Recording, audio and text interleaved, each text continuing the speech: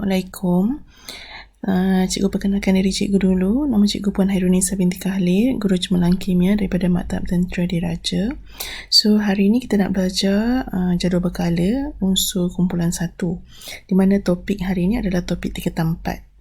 So, cikgu rakamkan video pembelajaran ni supaya boleh digunakan untuk semualah. Okey, so bahan pembelajaran ni boleh didapati di cikgu punya Google Classroom, iaitu kalau email, Gmail guna CCMRZRH, ataupun kalau ID MOE guna CMUTLJF. Okey, cikgu letakkan kat situ. So, cikgu pergi pada jadual berkala unsur kumpulan 1. So, untuk makluman semua, unsur kumpulan 1 ini merupakan logam alkali. Okey, dia merupakan unsur logam alkali, diwujud sebagai alkali. Maksudnya unsur yang berada dalam kumpulan 1 ni kena tahulah, iaitu dia ada lithium, natrium, kalium, rubidium, cesium dan francium. Okey. So, yang kita belajar untuk tingkatan 4 dan 5 ni setakat untuk kalium sahajalah. Setakat ini sahajalah.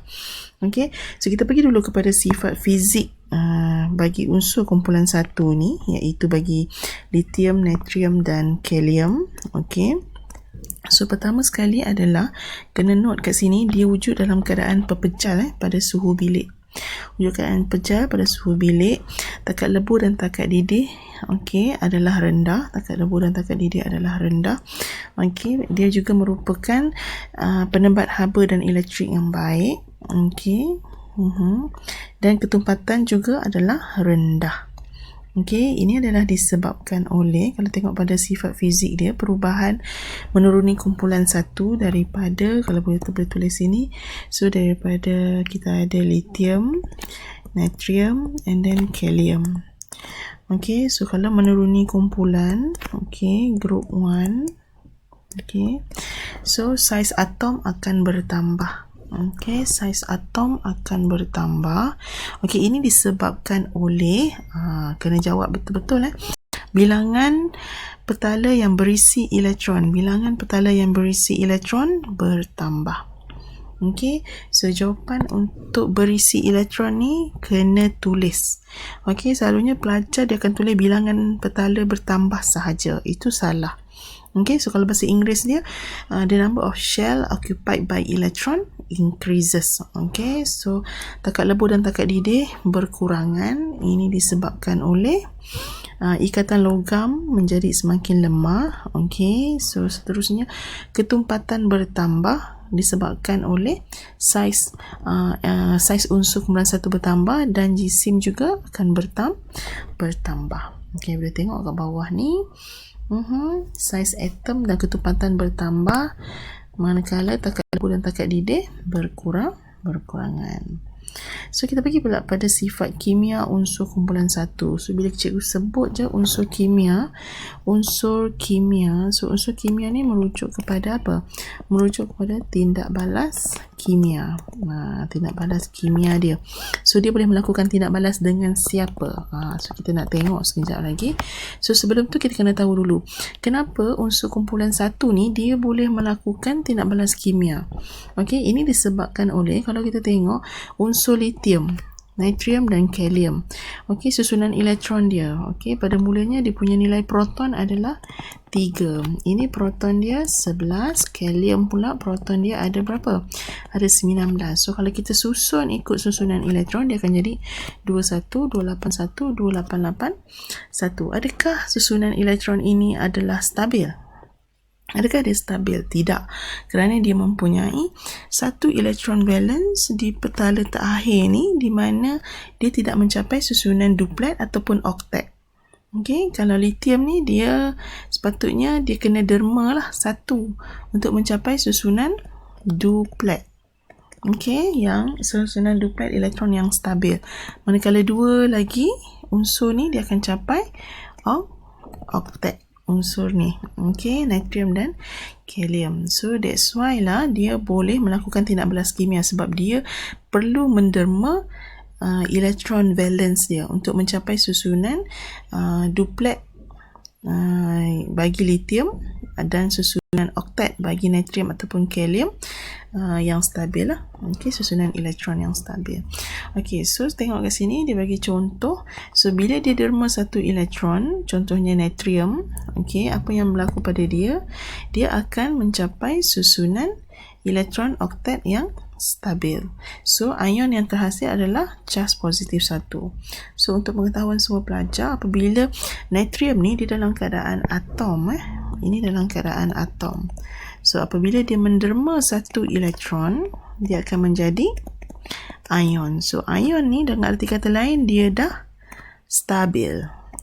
Atom ni dia masih belum lagi stabil. Okey. So cikgu teruskan lagi. Pergi pada yang pertama, sifat kimia unsur kumpulan satu yang pertama, iaitu pertama, dia boleh bertindak balas dengan air. Bertindak balas cergas dengan air. Okey, untuk membentuk larutan hidroksida, logam, alkali dan gas hidrogen. So ini contoh persamaan kimia dia. Okey, so bila tulis dalam SPM, so tak perlulah tulis state ni. Okey, pepecah, cecair semua ni tak perlu. Okey, just tulis formula kimia sahaja dan kena imbangkan. Okey, so bagaimana pemarkahan sekiranya you buat persamaan kimia ni? So markah dia diberi kepada pertama formula kimia semua betul. Lithium betul, air betul, lithium betul, hidrogen betul. So yang kedua diberi kepada imbang. Okey, you pandai imbang. Okey, persamaan ni seimbang. Okey, tengok yang kedua pula, logam alkali boleh terbakar di dalam gas oksigen. Nampak tak dia kata cergas? Maksudnya dia kumpulan satu ni sangat reaktif untuk menghasilkan apa? Oksida logam berpecah. Okey, so dalam SPM kadang-kala dia bagi ayat ni, dia bagi kenyataan ini, so dia minta you all buat persamaan kimia. So sebagai pelajar kimia mestilah tahu formula, contohnya bagi lithium. Apa formula bagi lithium? Li. Oksigen, gas kan, so O2 lah. Okey, so state ni tak perlu. Okey, so hasil dia adalah lithium oksida. So lithium oksida Li positif, oksida O2 minus. So bila kita cross, ini 2, ini 1. So dia akan jadi Li2O. So bila dia macam tu, barulah kita boleh imbangkan. Okey, seterusnya adalah tindak balas di antara oksida logam yang terhasil ni. Ini oksida logam yang terhasil ni. Ini kita larutkan di dalam air. Dia boleh dilarutkan dalam air. So ini persamaan kimia dia. Dia akan menghasilkan larutan hidroksida logam alkali. Okey, seterusnya adalah tindak balas di antara logam alkali terbakar dengan gas klorin. Gas. Bila sebut gas ni diwujud dalam keadaan duiatom lah. Ada 2. So kesilapan pelajar kadang-kadang buat macam ni. Natrium tambah Cl sahaja. Hasilkan natrium klorida. Macam ni salah. Okey, so salah. Sebab kita kena tahu klorin ni bersifat gas. So kalau gas mestilah dia bukan unsur atom, dia bukan atom, so dia molekul. So mesti tulis Cl2. Okey, seterusnya pun sama untuk bromin. Okey, seterusnya cikgu pergi seterusnya lagi, iaitu unsur kumpulan satu, kereaktifan dia. So antara lithium, natrium dan kalium yang cikgu cakap tadi, antara lithium, okey, natrium dan kalium, siapa yang lebih reaktif? Adakah menuruni kumpulan ataupun kita menaiki kumpulan? Menuruni ke nak naik? Okey, so kita tengok dekat sini, kereaktifan unsur kumpulan satu bertambah apabila menuruni kumpulan. Okey, kenapa dia menuruni kumpulan? Dia kereaktifan dia bertambah. Okey, so point dalam SPM adalah pertama, saiz atom tu bertambah. So daripada lithium ke francium lah. So kalau soalan tanya nanti, katalah dia suruh you bandingkan di antara lithium dan natrium, siapa yang lebih reaktif antara dua ni? So of course lah jawapan dia natrium kan, menang kat natrium. Kerana saiz atom natrium, sebut perkataan atom atom natrium bertambah berbanding dengan lithium. Okey, berbanding, kena buat perbandingan. Kalau tak buat perbandingan tak boleh So saiz atom bertambah. Cikgu boleh tak selain daripada saiz atom nak buat benda lain? Boleh. Tulislah apa? Jarak ataupun petala. petala yang berisi elektron bertambah. Ini poin-poin dia lah. Ataupun apa lagi?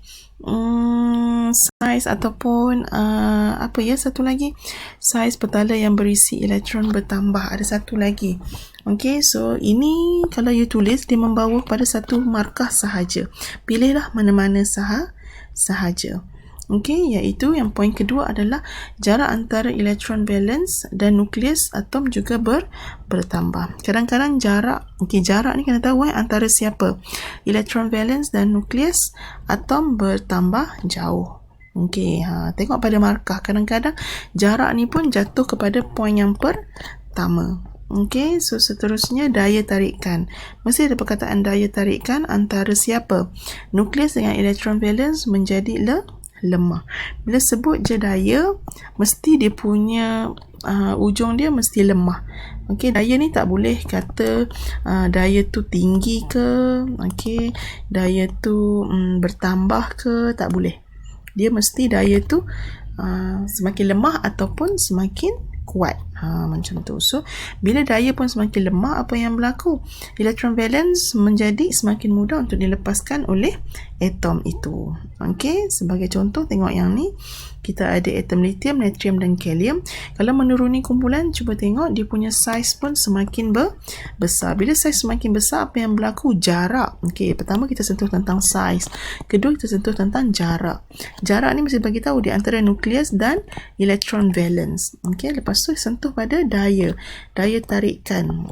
Antara siapa? Nukleus dan elektron valence. So mudahlah bagi atom untuk melepaskan elektron. Kalau tak nak tulis melepaskan pun boleh menderma. So itu antara poin-poin dia lah. Alright, seterusnya langkah keselamatan dalam pengendalian unsur kumpulan 1. So macam cikgu cakap tadi, unsur kumpulan 1 ni dia sangat reaktif. Reaktif terhadap apa? Terhadap air, terhadap oksigen. So sangat bahaya sekiranya kalau kita mengendalikan unsur kumpulan 1 ni ataupun logam ni tanpa mengikuti langkah-langkah keselamatan. So pertama, kita kena guna penyepit lah. Kedua, pakai cermin mata ataupun Google and then sarung tangan, and then kita potong dia kepada saiz yang kecil. Yang paling penting adalah simpan dia di dalam botol yang mengandungi minyak parafin. Minyak parafin kan, kalau simpan dia, kalau dedahkan dia ke udara kita ada air, mungkin dia boleh meletup lah, dan meletup dan membahayakan kita punya keselamatan. So itu sahaja untuk unsur kumpulan 1. Cikgu suka tunjukkan macam ni lah pada you all semua. So itu sahaja penerangan cikgu untuk kali ini. So diharap banyak membantu. So cikgu akan pergi pada sentuh tentang latihan pula. Terima kasih.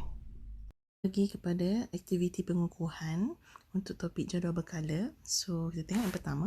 Jadual 1 menunjukkan susunan elektron bagi unsur X dan unsur Y. Sebelum tu cikgu ambil dulu pen kat sini. Unsur X dan unsur Y. So kita tengok kat sini, unsur X adalah 281, dan kalau unsur Y ni adalah 2881. So kedua-dua unsur ni daripada kumpulan group 1. Sebab valence elektron dia 1. So soalan dia tanya, nyatakan satu sifat fizik bagi kedua-dua unsur X dan Y. So kumpulan 1, sifat fizik dia adalah mempunyai permukaan yang berkilat, ataupun permukaan pepejal, permukaan kelabu berkilat. Boleh tulis sini kelabu berkilat, dan dia mempunyai ketumpatan yang rendah. Takat didih dan takat lebur dia pun rendah. So wujud dalam keadaan pepejal pada suhu bilik. So bagi salah satu sahajalah untuk satu markah. Soalan minta 1. So adakah unsur X mempunyai sifat kimia yang sama dengan unsur Y? Berikan satu sebab. Ya, jawapan dia yes. Kerana apa? Kedua-dua unsur ini mempunyai satu elektron valence. So dapat 2 markah. Sifat kimia mesti elektron valence dia sama, ataupun dia berada pada grup yang sama, baru dia mempunyai persamaan dari segi tindak balas kimia. So Rajah 1 menunjukkan susunan radas bagi satu eksperimen. Eksperimen membandingkan kereaktifan unsur X dan unsur Y terhadap oksigen. So kita tengok dekat sini, okey, tindak balas logam alkali dengan oksigen. So soalan dia tanya apa? Okey, soalan dia, nyatakan satu pemerhatian apabila unsur X atau unsur Y dibakar dengan dalam oksigen. So pemerhatian yang kita nampak dengan mata kita, okey, ataupun kita guna panca indera kita. So unsur X ataupun unsur Y terbakar dengan terang. Memang dia akan nyala dengan terang lah. So unsur X ataupun lebih nak spesifik boleh jawab unsur X terbakar dengan nyalaan kuning sebab unsur X ni adalah merupakan natrium. Okey. So manakala unsur Y ni pula, kalau nak lebih spesifik, dia terbakar dalam nyalaan warna ungu. Okey, boleh juga diterima. So bandingkan kereaktifan bagi unsur X dan unsur Y terhadap oksigen lah. So kereaktifan dia bagaimana? So unsur Y lebih reaktif daripada unsur X lah terhadap oksigen, kereaktifan dia. Dia suruh bandingkan. So dia suruh jelaskan jawapan anda. Kenapa pelajar-pelajar jawab Y lebih reaktif daripada unsur X? So jawapan dia adalah kerana poin pertama, saiz atom. Saiz atom Y lebih besar daripada atom X, poin pertama. Daya tarikan antara nukleus dan elektron valence atom Y lebih lemah. Okey, poin yang kedua, masih ada nukleus dan elektron valence. Perkataan lemah untuk daya. Betul, lebih mudah bagi atom Y untuk melepaskan elektron. Melepaskan boleh, mendermakan pun boleh. Mendermakan. Okey, next. Hasil tindak balas yang terbentuk antara unsur X dengan oksigen dilarutkan dalam air. So, X dengan oksigen. X tadi apa? X ni tadi adalah natrium. Okey, so kita buat dulu. X tindak balas dengan oksigen kan? Okey, hasil dia adalah X2O. Macam mana cikgu dapat X2O? So, kita tengok dekat sini. X2 positif, O2 minus. So, bila kita cross, ni 2, ini 1. So, that's why lah dia jadi X2O. So, tak balance kan? So, sini ada 2, sini ada 1. So, letak 2. Oksigen ada 2, sini ada 1. So, macam mana letak 2? Letak 2 kat depan ni lah. So, sekarang X ni dah ada 4. So, letaklah 4. So, dah balance lah equation kita. Okay, cikgu padam supaya tak nak nampak messy sangat. Okay. So, ataupun dengan arti kata lain, pelajar juga boleh menggunakan ataupun menggantikan X tu dengan Na. Na saja diterima lah sebab X tu merujuk kepada Na. Kalau nak gantikan dengan lithium boleh tak cikgu? Tak boleh jawapan dia. Okay. So, ini sahajalah. So, 2 markah diberikan kat mana? 2 markah diberikan kat pertama formula yang betul, kedua seimbang lah, seimbangkan persamaan tu. Okay. So itu jawapan dia. Oh, belum lagi sebab ini adalah hasil dari tindak balas X dengan oksigen gas. Sekarang ni soalan kata, okay, hasil tindak balas tu tadi dilarutkan di dalam air. So, bila larut dalam air, apa yang berlaku? Hasil ni tadi, X2O ni, kita letak kat sini. Tindak balaskan dia dengan air menghasilkan satu larutan beralkali. Okey, satu larutan beralkali. So, bagaimana persamaan dia? X2O tambah H2O menghasilkan XOH lah. Okey, semua tahu. X positif, OH2 negatif. So, cross dapat satu-satu lah. That's why dia dapat XOH. Macam tu. Okey, seterusnya adalah soalan yang kedua. Jadual menunjukkan susunan elektron bagi unsur X, Y dan Z. So, cikgu highlightkan dulu unsur X, Y dan Z. Unsur apa? Unsur kumpulan 1 sebab dia ada 1, 1, 1 elektron valence dia. So, dia group 1. Okey, so nyatakan 2 perbezaan sifat fizik antara unsur X, Y dan Z. Sifat fizik itu apa? Yang tadilah kita belajar. Dari segi saiz atom, okey, sifat fizik dia, yes, ketumpatan dia. Okey, ketumpatan dia dan dia punya apa lagi tadi solid pada suhu bilik, pepejal pada suhu bilik. Okey, saiz atom ni kita potong so ketumpatan pepejal pada suhu bilik. Okey, cikgu tulis sini pepejal. Okey, pepejal pada suhu bilik.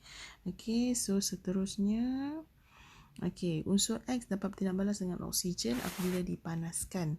Teruskan persamaan kimia bagi tindak balas itu. So, dia nak persamaan kimia. Persamaan. So, persamaan mesti ada sebelum dan selepas lah. So, apa bahan sebelum tu? Bahan tindak balas dia, X tambah dengan oksigen menghasilkan X2O. So, jangan salah. Kadang-kadang pelajar buat jawab macam ni. Oh, sorry. Pelajar jawab macam ni. X tambah O. Hasilkan XO macam tu. Salah persamaan ni. Okey. So tak boleh, dia oksigen mesti ada dua. Okey, cikgu teruskan lagi. So dia suruh sila susun kereaktifan unsur X, Y, Z mengikut tertib menaik. So kita tahu X tu adalah apa? X tu adalah lithium, Y tu adalah natrium, manakala Z tu adalah kalium. So kita tahu susunan dia menaik dari segi kereaktifan adalah macam ni, daripada lithium ke kalium. So terangkan perbezaan tu disebabkan oleh saiz atom bertambah. Okey, so daya tarikan antara nukleus dan elektron valence pun menjadi semakin lemah. Okey, seterusnya yang terakhir, rajah 3 menunjukkan simbol atom bagi unsur-unsur VW. UVW, huruf yang digunakan bukan simbol sebenar. Okey, so kita tahu bila tengok je persamaan ni kita tahu dah. Okey, ambil warna purple lah. Okey, yang bawah ni adalah nombor proton. Yang atas ni adalah nombor nukleon. Okey, so bila kita nak buat susunan elektron, kita tengok kat mana? Kita tengok dekat nombor proton ni lah, iaitu 3 tadi kan. Okey, kacau. Okey, 3, so jadi 2. Susunan dia akan jadi 2, 1. V ni 2, 8, 1. Okey, manakala W ni 2, 8, 4. Okey, so sekarang ni soalan tanya apa? Nyatakan bilangan elektron valence dalam atom bagi unsur U. Senangnya elektron valence. So 1 je lah jawapan dia, 1 markah. Apakah keadaan pepejal? Apakah keadaan fizikal U pada keadaan bilik? So pepejal, betul. Lepas tu dia kata menuruni kumpulan 1, kereaktifan unsur bertambah. U dan V bertindak balas dengan air untuk menghasilkan larutan garam, hidroksida dan gas hidrogen. So kena ingat. So antara unsur U dan V, manakah yang bertindak balas dengan lebih cergas dalam air? So siapa yang tidak lebih cergas? U ke V? So sudah tentulah jawapan dia adalah V, sebab V dia paling bawah lah compare dengan U. Okey. Yang lebih cergas dalam air, U ataupun V? So jawapan dia V. So 1 markah. So boleh perasan tak semua dalam topik jadual berkala ni dia banyak tanya tentang persamaan kimia sebab dia ada banyak tindak balas kimia. So ni salah satulah apabila dia bertindak balas dengan air. So kita tengok bila tindak balas dengan air, dia punya hasil dia adalah larutan alkali dan gas hidrogen. Okey. So 1 markah diberi pada formula, markah kedua diberi pada imbangan yang betul. Okey, itu saja untuk penerangan cikgu kali ini. So apa-apa bolehlah menghubungi cikgu ataupun FB cikgu Hairun Nisa. Okey, ini cikgu punya FB. So nombor telefon cikgu 017-208-1984. Okey, itu saja. Terima kasih. Assalamualaikum.